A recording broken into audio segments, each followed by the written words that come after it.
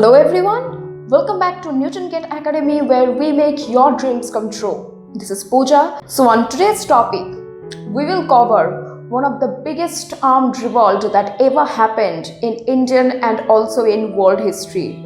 That is the Sepoy Mutiny or the Great Revolt of 1857. Some historians say this is India's first major war of independence.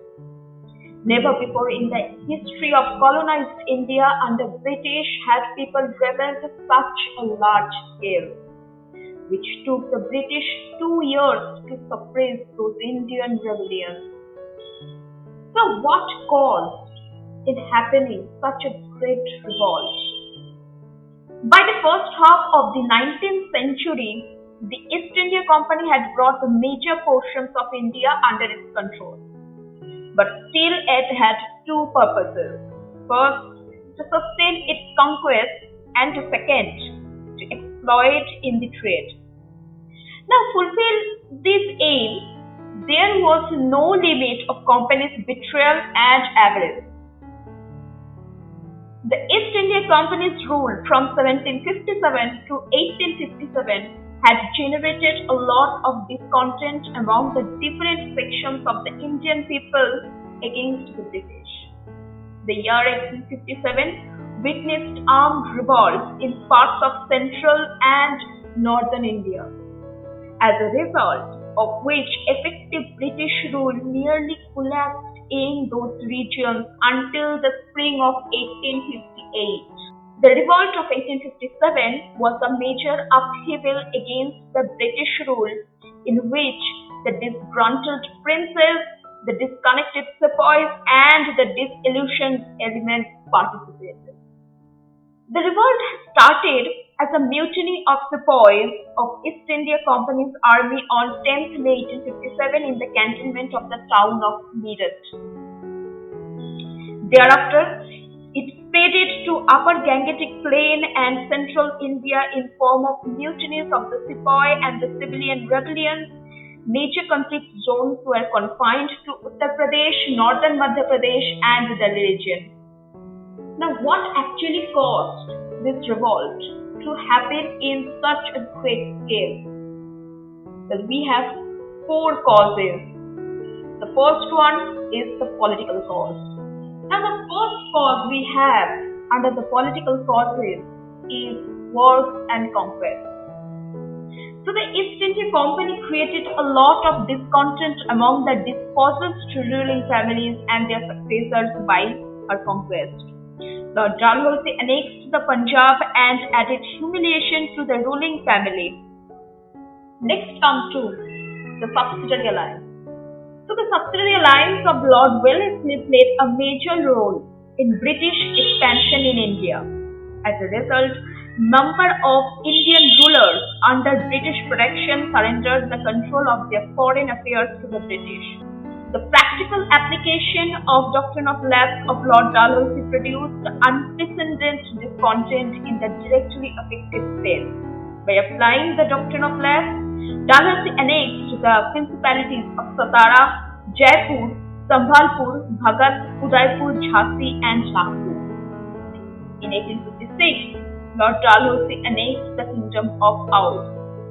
The dethronement of Wajid Ali Shah sent a wave of resentment and anger throughout the country.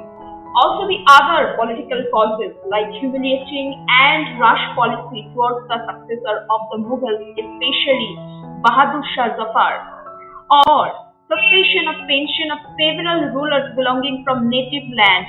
These are all political causes of 1857 revolt. Social and religious causes. We have social exclusiveness. What happened? So the British policy of social exclusiveness and arrogant manner towards the Indians created discontent among the average Indians. So they were infected with the feeling of racial superiority. Others we have the missionary activity. According to the Charter Act of 1813, missionaries were permitted to enter the company's territories in India to propagate their religion and spread Western education. The Christian missionaries took every opportunity to expose the abuses in the Hindu as well as in the Islamic religion. Next up we have economic causes, one of the most important causes of all. The first one we have is new land revenue system and discontent among the zamindars. The policy of conquest pursued by the British created unrest among the feudal lords, zamindars, native rulers and the sheikhs. The British economic policy brought disaster to the artisans and the handicraftsmen. As a result of deindustrialization, they were thrown out of their traditional occupation. Next up we have is the military cause, which is the most important cause of them all. So what British had caused to create such discontent into the Indian soldiers? Well, the dissimilarity between the salaries of the Indian soldiers and the British soldiers. The Indian sepoys of the British army had their own special grievances, because of which they became pioneers of the revolt of 1857. Higher posts were all reserved for all the European officers. The sepoys had no scope of promotion. So apart from these four causes, we have an immediate cause, which caused this rebellion to start immediately, that is, the grist cartridges. So it was in 1856 when, according to a regulation, the sepoys, minded the Indian sepoys, were required to bite the end of the cartridge before using it.